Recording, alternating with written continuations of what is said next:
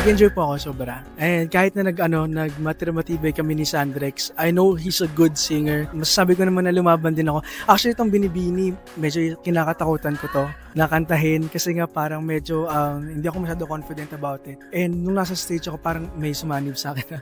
Nag-enjoy lang ako sa stage and lahat ng mga notes na na-apply ko. And kung sino man manalo sa amin ni Sandrex, may the best man win.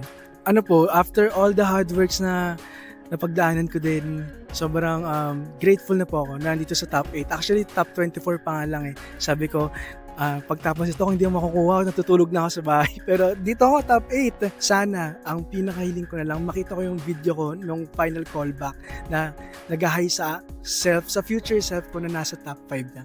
Grabe, pag nakalaban mo kasi ang isang Sandrex, parang talagang lumalaban ka na parang lumalaban sa hangin kasi sobrang linis. Sobrang proud ako kay Sandrex, sobrang galing niya. And at the same time, talagang heartfelt. Nakikita ko siya sa may TV, talagang gumungusap yung mata kung saan-saan Sabi ko, may paganyang kambala. Parang grabe, nagulat ako.